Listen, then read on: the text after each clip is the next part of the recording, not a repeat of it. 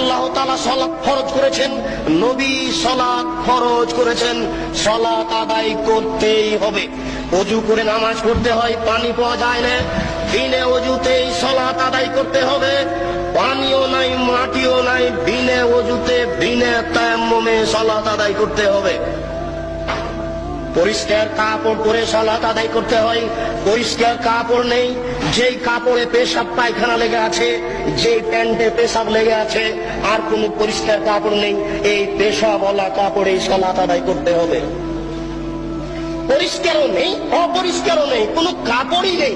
ইরাকের কারাগারে ওই শয়তানেরা উলঙ্গ করে রেখেছে ওই মুসলমান ভাইকে, ও এখন এই উলঙ্গ অবস্থাতেই সালাত আদায় করবে। এটাই রাসূলের আদেশ।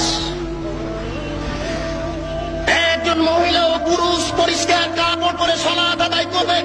পরিষ্কার নেই, অপরিষ্কার কাপড় পরে সালাত আদায় করবে।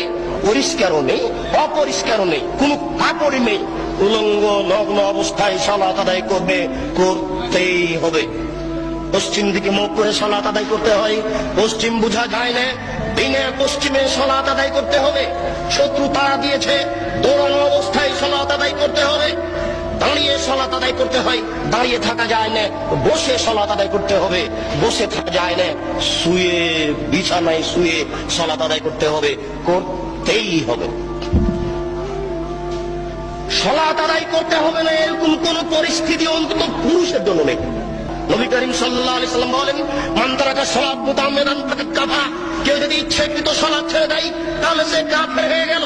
রাসূল সাল্লাল্লাহু আলাইহি ওয়াসাল্লাম এক বৈঠকে বলেন, বাইরে রাত বাইরে কুফর তারকু সালাত, যারা সালাত আদায় করে আর যারা সালাত আদায় করে না, এদের পার্থক্য হচ্ছে যারা সালাত আদায় করে তারা মুসলমান, যারা সালাত আদায় করে না তারা কাফের।